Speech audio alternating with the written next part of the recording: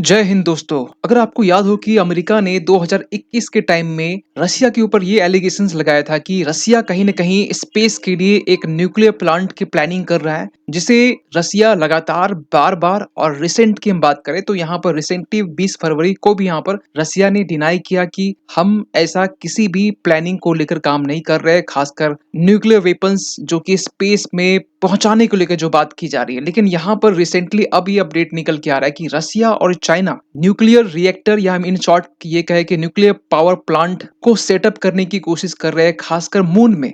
जमीन की तो बात हम करते हैं लैंड को लेकर, लेकिन मून की हम बात करें, मून में 2033 से लेकर 2035 के बीच में ये प्लानिंग कर रही है। जैसे कि आप यहाँ पर आर्टिकल्स देख सकते हैं, रियूटर्स का बेसिकली आर्टिकल्स है जिसमें रसिया ये कह रहा है, रसिया का जो टास TASS जो टास है ना, ये बेसिकली रसिया का कि जो मीडिया आउटलेट्स है, चीजें यहाँ से बाहर निकली है। उसके बाद से वर्ल्ड की मीडिया, इवन की हमारी भारत की मीडिया इसे एक्सटेंसिवली इसे कवर कर रही है। आप यहाँ पर देख सकते हैं, Russia China plan to build joint nuclear power plant on moon by 2035। ये कोई पुराना आर्टिकल नहीं, ये 6 मार्च का ये आर्टिकल है, रिसेंट का ये आर्टिकल है। यहाँ पर भी आप देख सकते हैं कि रॉसकॉस्मोस के जो चीफ है, जो हेड है, यूरी बोरिसोव, इन्होंने यहाँ पर ये कहा है कि it is considering putting a nuclear power plant on the moon with China. तो पूरी कहानी क्या है हम समझने वाले, खास के इस वीडियो में। एक्चुअली हुआ क्या है कि मंगलवार के दिन, इसी वीक की हम बात करें, जब रसिया के स्पेस एजेंसी रॉसकॉस्मोस जिसे हम कहते हैं, यूरी बोरिसोव ने यहाँ पर ये डिस्क्लोज किया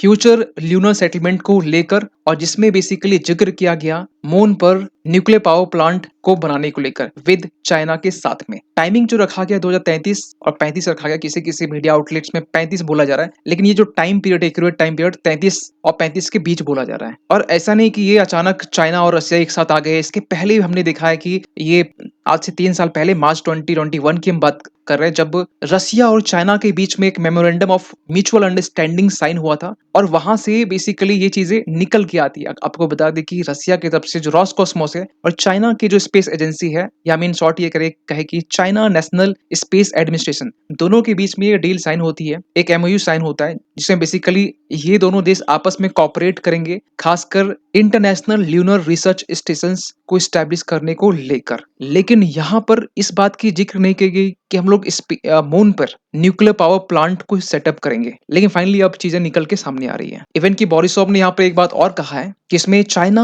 और रसिया दोनों एक साथ कोलैबोरेटिव एफर्ट्स के साथ में, खासकर इस ल्यूनर प्रोग्राम के पीछे काम करने वाले हैं, जिसमें दोनों देश ल्यूनर सरफेस पर पावर यूनिट को इंस्टॉल करेंगे। इवन की हम आगे हम बात करें किस तरीके से सारा जो प्लांट का जो प्रोसेस है वो आगे होने वाला है। लेकिन आपको बता दें कि ये इतना आसान नहीं होने वाला है, क्योंकि आपको बता दें कि सबसे बड़ा एक चैलेंजेस ये है लिमिटेशन ऑफ सोलर पैनल्स। देखिए, रसिया और चाइना ऐसा इसलिए कर रहा है क्योंकि उसे मालूम है, क्योंकि जब पिछले साल की हम बात करें, जब 2023 में रसिया का ल्यूना 5 जब पहुंचा तो एक्चुअल नहीं था, लेकिन जिस खरगोश की स्पीड से गया और आगे जाके हिट करके वो क्रैश हो चुका था। और हमारा जो चंद्रयान 3 था, एक्चुअली चंद्रयान 3 भी 14 डेज के लिए स्लीप मोड में था, क्योंकि आपको बता दें कि मून पर 14 डेज कंप्लीट डे होता है और 14 डेज कंप्लीट नाइट होता है। तो जो हमारा रोवर था, लैंडर था, उनको पावर मिल नहीं पा रही थी, खासकर सोलर एनर्जी वहां पर नहीं पहुंच रही थी 14 डेज के लिए। फिर बाद में फिर वो जागने के बाद भी इसके रिगार्डिंग हमने वीडियो बनाए थे इसको लेकर। तो यहाँ पर सन की जो लाइट है ये बेसिकली इनकंसिस्टेंट रहती है, लगातार नहीं रहती है। इसके लिए यहाँ पर बेसिकली रसिया जो है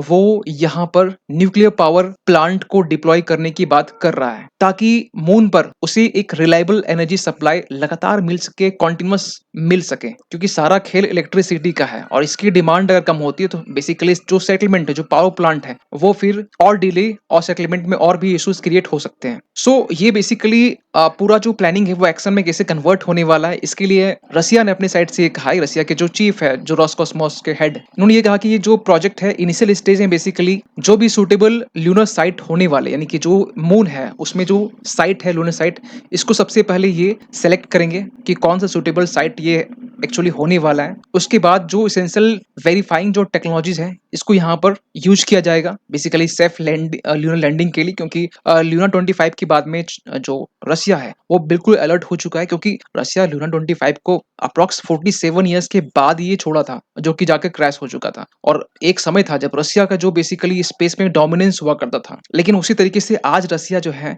स्पेस के मामले में पिछड़ता हुआ दिखाई दे रहा है, और उसे एक रिलायबल जो पार्टनर है वो चाइना बन के बेसिकली सपोर्ट प्रोवाइड कर रहा है। तो यहाँ पर रसिया ने बेसिकली यूटिलाइज किया है कि अपना जो लैंडर है, लूना ग्लोब लैंडर, ये इसका यूटिलाइज करेगा बेसिकली इस प्रोजेक्ट को लेकर। इवन कि चाइना ने भी अपनी साइड से ये कहा है कि इस प्लान के लिए हम लोग अपना 3 जो सैटेलाइट है वो छोड़ने वाले हैं मून के लिए, जिसमें चंगे 6, 7, 8 और चंगे 6 के बारे में कहा जाता है कि ये रिसेंटली मई 2024 में ये चीजें लॉन्च होने वाली है। जो पूरा मिशन है ना, ये बेसिकली फोकस करने वाला है कि किस तरीके से ल्यूनर को एक्सप्लोर यानी कि मून को एक्सप्लोर किया जा सके। और इसकी शुरुआत जो है ना, बेसिकली जो कंस्ट्रक्शन है, जो प्लांट का जो बेसिकली इंफ्रास्ट्रक्चर कंस्ट्रक्शन की जो बात करते हैं, ये 2026 में ये बेसिकली बनेगा। लेकिन जो फर्स्ट ल्यूनर मिशन स्किल जो छोड़ा जाएगा ये 2026 को, लेकिन जो कहा जा रहा है कंप्लीट ये 2028 तक ही कंप्लीट हो जाएगा। लेकिन एक मन में सवाल उठ रहा हो कि एक्चुअली रसिया इंडिया से भी हेल्प ले सकता था, ये अच्छा होता, हमारे लिए भी अच्छा होता, लेकिन रसिया चाइना से ही क्यों हेल्प ले रहा है? इसके पीछे ना एक सबसे बड़ा रीजन है रिसेंट का, खासकर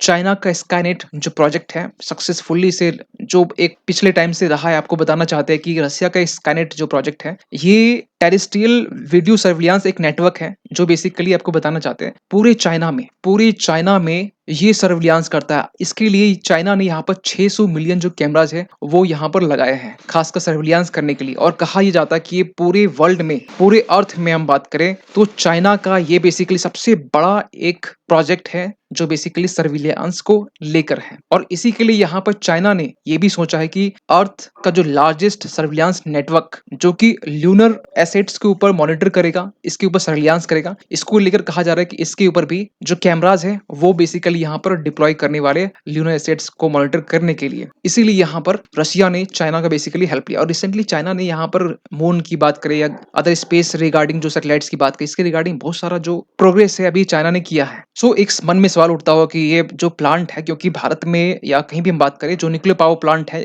आज इसको लेकर एक वीडियो बनाए शुरुआत, पहला वीडियो जो होगा वो तो अगर लैंड में बन रहा है तो उसके लिए तो मैन पावर चाहिए, ह्यूमन चाहिए। तो यहाँ पर क्या ऐसे कुछ ह्यूमन बॉडी कुछ इन्वॉल्व होने वाली नहीं, ये पूरा जो प्रोसेस है वो रॉबर्ट के थ्रू से किया जाएगा। आप देख सकते हैं the plant built by Roberts, और ये जो बेसिकली रॉबर्ट है ये इंटरनेशनल ल्यूनर रिसर्च स्टेशन इसे ये बनाने वाले हैं। कब ये स्टार्ट होगा? कंस्ट्रक्शन 2026 में स्टार्ट होगा। कब तक कंप्लीट होगा? ये कहा जा रहा है कि 2033 से तो पहले ही हो जाएगा, लेकिन 2028 एक डेडलाइन दिया गया है। और कहा जा रहा है कि ये जो ल्यूनर बेस होने वाला है, बेसिकली जो मून है, मून के पास में जहां पर प्लांट सेटअप किया जाएगा, तो बेसिकली पहले उसके पहले हमने देखा कि जो साइट है वो पहले डिटेक्ट किया जाएगा एक सेफ साइट को लेकर। इसके बाद में जो एरियाज होगा वो डिसाइड किया जाएगा। और जो एरिया कहा जा रहा है, जो बेस कहा जा रहा है, वो कहा जा रहा है डिज्नीलैंड से भी ये बड़ा होने वाला है। डिज्नीलैंड की आपको बता दें जो पूरा एरिया है 100 एकड़ का है, ये उससे भी बड़ा होने वाला है। कहा जा रहा है इसकी जो ओनली रेडियस है 3.7 माइल रेडियस होने वाली है। आप डबल कर दीजिए इसका तो आपका पूरा जो डायमीटर वो पूरा निकल जाएगा, जिसमें पूरे एरियाज में कहीं कहीं जो कमांड सेंटर होने वाले, इवन की आपको बता दें कि power station, communications hub, scientific facilities, ये सारी चीजें जो है ना यहाँ पर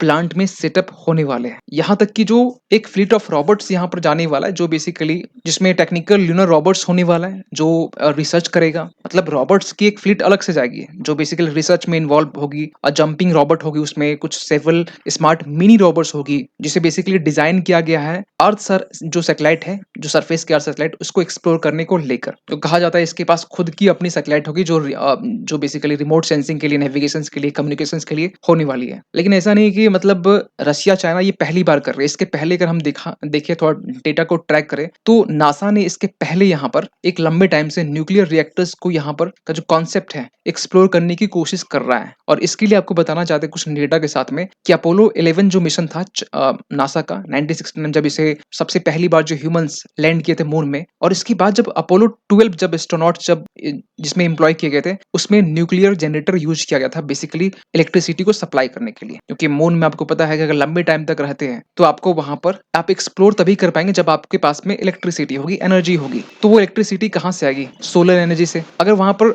उस टाइम में आप पहुंचते जब 14 डेज का जब फुल नाइट मोड में होता है, तो उस टाइम में एक्सप्लोरेशंस में दिक्कत आ सकती है। जो एस्ट्रोनॉट है उसे भी प्रॉब्लम फेस करना पड़ सकता है। तो इसके लिए यहाँ पर नासा ने पहले ही यहाँ पर न्यूक्लियर जनरेटर यूज़ किया है और इसके लिए नासा ने यहाँ पर फिलहाल भी ये प्लानिंग भी कर रहा है कि ह्यूमंस को फिर से मून में भेजने को लेकर आर्टेमिस मिशन के तहत में, और कहा यह जा रहा है कि ये जो बेसिकली मिशन है 2026 तक इसे पहुंचाने की बात की जा रही है। सेम चीजें फेस नासा भी करता है कि 14 डेज लूनर नाइट्स होता है, जो भी हमने पहले समझाया। तो सवाल निकलता है, क्या फ्यूचर में जो वॉर होगा, क्या स्पेस को लेकर वॉर हो सकता है? क्योंकि सारा जो आज के टाइम में जो डिजिटल एरा है, पूरी जो कनेक्टिविटी है, सैटेलाइट्स को लेकर हम बात करें या फिर जीपीएस के थ्रू से जो पूरी दुनिया आजकल के टाइम में चल रही है, अगर जो कनेक्शन है, जो कम्युनिकेशन सैटेलाइट्स हैं, जो अदर सैटेलाइट जो सिविलियन यूज के लिए, अगर वो सैटेलाइट्स को टारगेट किया जाता है स्पेस में, तो अल्टीमेटली जो अर्थ में जो डिस्ट्रप्शन है वो हमें देखने को मिल सकता है। और ये जो वॉर होगा, ये स्पेस वॉर होगा, ये बेसिकली